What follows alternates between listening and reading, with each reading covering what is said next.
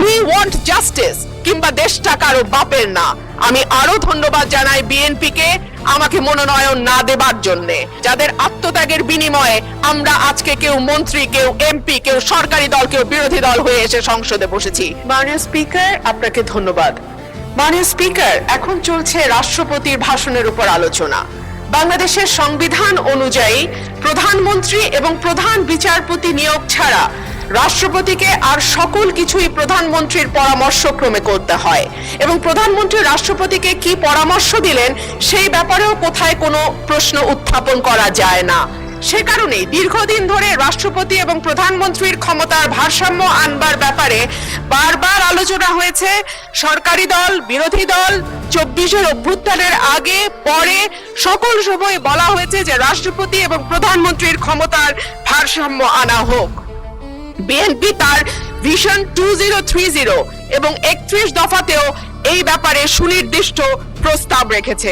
মাননীয় স্পিকার, সে কারণেই সঙ্গতভাবে আমাদের একটা এক্সপেকটেশন ছিল যে এইবার রাষ্ট্রপতি মন্ত্রিপরিষদ কর্তৃক অনুমোদিত ভাষণের বাইরে গিয়ে তার নিজের মতন করে ভাষণ দিতে পারবেন, কিন্তু আমরা দেখলাম এইবারও রাষ্ট্রপতির ভাষণ মন্ত্রিপরিষদ কর্তৃক অনুমোদিত একটি ভাষণ তাকে দিতে হলো। সো আমরা যদি এতটুকু স্বাধীনতা মাননীয় স্পিকার রাষ্ট্রপতিকে দিতে না পারি, তাহলে আর আমরা কোন ভারসাম্যের কথা বলছি? যাই হোক মাননীয় স্পিকার, আমার বক্তব্যের শুরুতেই আমি ধন্যবাদ জানাই মহান রব্বুল আলামিনের দরবারে, যিনি আমার এই কঠিন যাত্রাকে সহজ করে দিয়েছেন। আমি তারপরে ধন্যবাদ জানাই আমার অসংখ্য নেতাকর্মী, যারা নানান ভাবে বঞ্চিত হয়ে ভয় ভীতির মধ্যে দিয়ে আমার নির্বাচন করেছে, দল থেকে বহিষ্কার হয়েছে, কিন্তু তারা আমাকে ছেড়ে যায় নাই। তাদের সকলের কাছে আমি কৃতজ্ঞ। মাননীয় স্পিকার, আমি আরো ধন্যবাদ জানাই বিএনপি কে আমাকে মনোনয়ন না দেবার জন্য।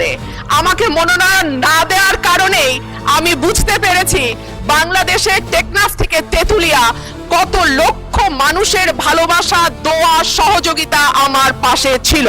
একটা দলীয় গণ্ডির মধ্যে থেকে নির্বাচন করলে এটা বুঝবার সৌভাগ্য আমার হতো না। মাননীয় স্পিকার, আমি গভীর শ্রদ্ধার সঙ্গে স্মরণ করি দেশনেত্রী, 3 বারের সাবেক প্রধানমন্ত্রী বেগম খালেদা জিয়াকে, যিনি আমাকে স্নেহ দিয়ে রাজনীতিতে এনেছিলেন, এবং আমি বিশ্বাস করি তার অপূর্ণতা এই সংসদে কোনো দিন পূরণ হবে না। মাননীয় স্পিকার, হাজার মানুষের আত্মত্যাগ, তার ফসল হচ্ছে আজকের এই সংসদ।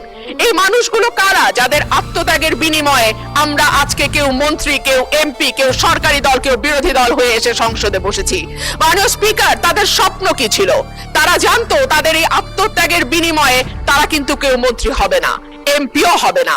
তারা ছিল সাধারণ মানুষ, একেবারে খেটে খাওয়া সাধারণ জনগণ বাংলাদেশের। তারা একটা স্বপ্ন দেখেছিল, একটা নতুন বাংলাদেশ তৈরির স্বপ্ন, একটা নতুন রাজনীতি নির্মাণের স্বপ্ন, একটা নতুন চিন্তার জন্ম দেওয়ার স্বপ্ন, এবং সর্বোপরি সকলের জন্য যে ভীষণ রকম বৈষম্য আমরা দেখেছি গত কয়েক বছর, সেখান থেকে মুক্ত হয়ে সকলকে নিয়ে, সকলকে একসাথে করে একটা বাংলাদেশের স্বপ্ন। সেই সকল মানুষের কাছে আমি এবং আমি বিশ্বাস করি আমার সহকর্মী এই সংসদ সদস্যরা সকলেই কৃতজ্ঞ। মাননীয় স্পিকার, শহীদদের যে প্রত্যাশা নিয়ে গণ অভ্যুত্থান, সেই প্রত্যাশা কিন্তু বায়বীয় বা অলীক কোনো বিষয় ছিল না। এখনো যদি আমরা দেয়ালে দেয়ালে তাকাই, আমরা দেখব তারা তাদের স্বপ্নের কথা দেয়ালে লিখে গেছে। উই ওয়ান্ট জাস্টিস কিংবা দেশটা কারো বাপের না। তুমি কে, আমি কে, বিকল্প বিকল্প। আসছে ফাগুন, আমরা হব দ্বিগুণ। ষোড়ো মহাজন, আমরা অনেকজন। Change the rules, be a voice not eco.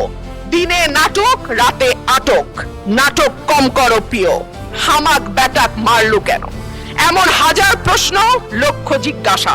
এই লড়াইটা কেবল একটা সরকার পরিবর্তনের লড়াই ছিল না মাননীয় স্পিকার। যেই কথাটি আমি বলেছি, একটা স্বপ্ন, একটা নতুন বাংলাদেশ, সকলকে নিয়ে সকলের বাংলাদেশ গঠন করবার একটা স্বপ্ন নিয়ে এই গণ অভ্যুত্থান হয়েছিল। মাননীয় স্পিকার, আমরা স্বপ্ন দেখেছিলাম ধর্ম, বর্ণ, জাতিগোষ্ঠী বা লৈঙ্গিক পরিচয়ের ভিত্তিতে কাউকে অপর বা আদার করে দেয়া হবে না। মাননীয় স্পিকার, আমি খুব বিনয়ের সাথে বলি, এই আন্দোলনের সম্মুখ সারিতে ছিলেন নারীরা। এক ঝাঁক নতুন প্রজন্মের তরুণ মুখ আমরা পেয়েছিলাম। সেই নারীরা 1 বছর পার না হতে হারিয়ে গেলেন কেন 7 জন নারী সাংসদের এই সংসদে, সেই প্রশ্নটা আমি আপনাদের কাছে রেখে যাচ্ছি। মিছিলের সামনের সারিতে নারীর প্রয়োজন হয়, পুলিশের টিয়ার শেল লাঠিচার্জের সামনে নারী ঢাল হয়ে দাঁড়ায়। অস্থির সময় নারীর সাহায্য ছাড়া পার হওয়া যায় না, আর সবকিছু যখন ঠিক হয় তখন নারী হয়ে যায় ট্রোলের বস্তু। নারীর পোশাক, নারীর চেহারা, নারীর কথা, নারীর হাসি সবকিছুই তখন হাসির খোরাকে পরিণত হয়। মাননীয় স্পিকার, আমি আপনার মাধ্যমে আজকের সংসদে আরেকটি কথা বলে যাই। 52% মানুষকে পেছনে ফেলে নতুন বাংলাদেশ রচনার কোনো চিন্তা যদি কেউ করে থাকে, সেটা কখনো সম্ভব না, কোনো দিন সম্ভব না।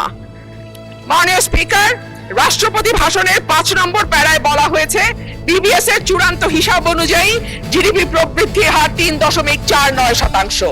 প্রবৃদ্ধি হচ্ছে, উৎপাদন বাড়ছে, কিন্তু সেই অনুপাতে কর্মসংস্থান সৃষ্টি হচ্ছে না, বরং উৎপাদন ও সেবা খাতগুলোকে অর্থনীতির মূল চালিকা শক্তি হিসেবে ধরা হয়। সেই 2 খাতেই কর্মসংস্থান চলছে। একে চাকরিবিহীন প্রবৃদ্ধি বলে, যা দীর্ঘমেয়াদে অর্থনীতির স্থিতিশীলতা, অন্তর্ভুক্তিমূলক প্রবৃদ্ধির জন্য একটি বড় ঝুঁকি।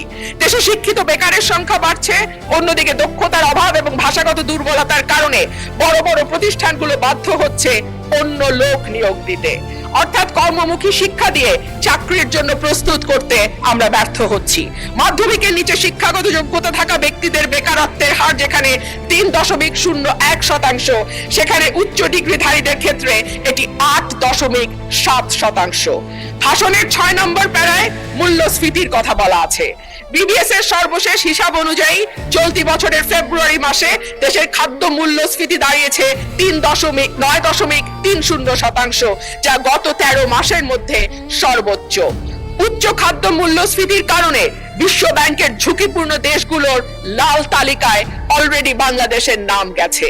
এর সরাসরি প্রভাব পড়ে নিম্নবিত্ত এবং মধ্যবিত্ত মানুষের ওপর, যাদের মোট আয়ের 2/3 থেকে অর্ধেক পর্যন্ত খাবার কিনতেই চলে যায়।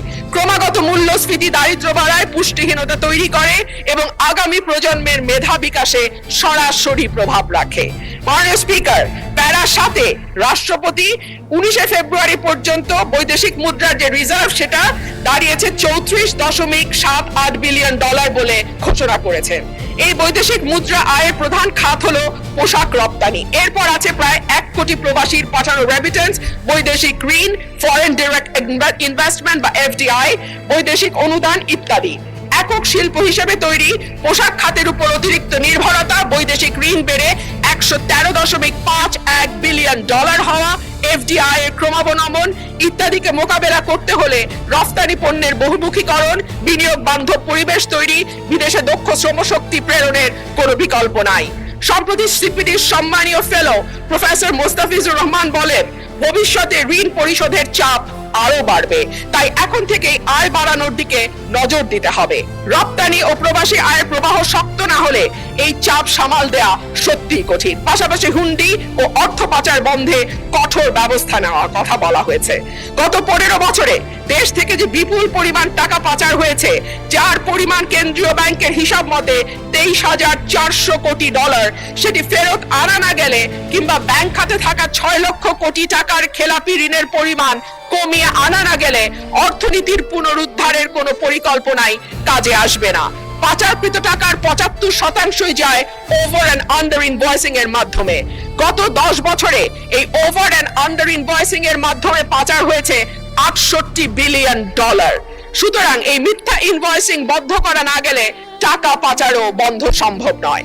মাননীয় স্পিকার, রাষ্ট্রপতি তার ভাষণে বাংলাদেশ ব্যাংক, রাষ্ট্রায়ত্ত ও বেসরকারি ব্যাংক, বীমা, আর্থিক প্রতিষ্ঠান ও পুঁজিবাজারের সঙ্গে সমন্বয়ের মাধ্যমে সার্বিক তদারকি, উন্নতকরণ, আমানতকারীদের সুরক্ষা নিশ্চিত, খেলাপি ঋণ হ্রাসে গুরুত্ব দেওয়ার কথা বলেছেন।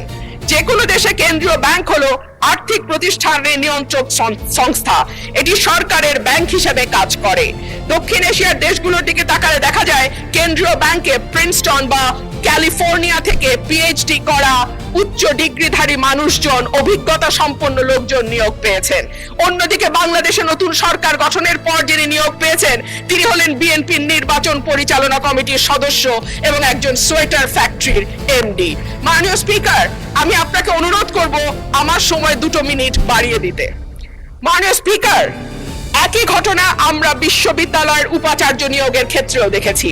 সবগুলো বিশ্ববিদ্যালয়ে দলীয় ভিসি প্রভিসি নিয়োগ দেওয়া হয়েছে। দল করা দূষণীয় কিছু নয়, কিন্তু দল না করলে যদি নিয়োগ না হয় সেটা দুর্ভাগ্যজনক। দলদাস শিক্ষকদের হাতে। ধন্যবাদ মাননীয় সদস্য। মাননীয় সদস্য, মাননীয় চিফ হুইপের অনুরোধে অলরেডি আপনাকে আজকের দিনের মধ্যে সর্বোচ্চ সময় দেয়া হয়েছে 10 মিনিট। আপনার বক্তব্যের ফ্লো যেন ঠিক থাকে সেজন্য টানা 10 মিনিট দেওয়া হয়েছে। মাননীয় সদস্য, আপনাকে অসংখ্য ধন্যবাদ। আমাদের মাননীয় সদস্য,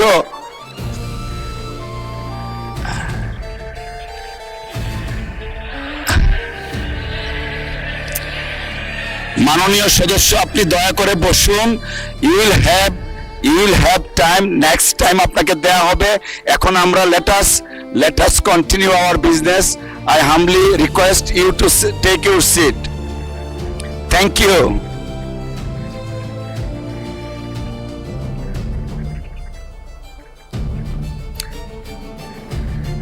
উনি তো স্বতন্ত্র। আচ্ছা ঠিক আছে, 1 মিনিট দেওয়া হলো আপনাকে। মাননীয় স্পিকার, আপনাকে অসংখ্য ধন্যবাদ। মাননীয় স্পিকার, রাষ্ট্রপতির ভাষণে উঠে এসেছে অলিগার্কিক কাঠামো ভেঙে জনগণের অংশগ্রহণ নিশ্চিত করা, বিনিয়োগ নির্ভর অর্থনীতি তৈরি করা। আশা করব আগামীতে সালমানের জায়গায় সাইফুর এসে বসবে না।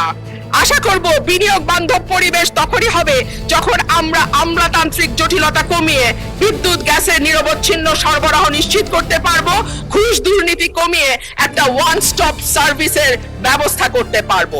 পাতানো নির্বাচন বলতেই 14, 18, 24-এর কথা আসে মাননীয় স্পিকার, কিন্তু গত কয়েকদিন আগে পত্রিকায় যেটা স্পষ্টভাবে এসছে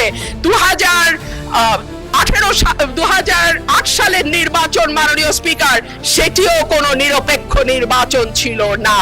2008 সালের নির্বাচনেও একরকম পাতানো খেলা এবং ভেতরের নানান নকশার মাধ্যমে এক দলকে একেবারে ব্রুট মেজরিটি দিয়ে সংসদে আনা। ধন্যবাদ মাননীয় সদস্য।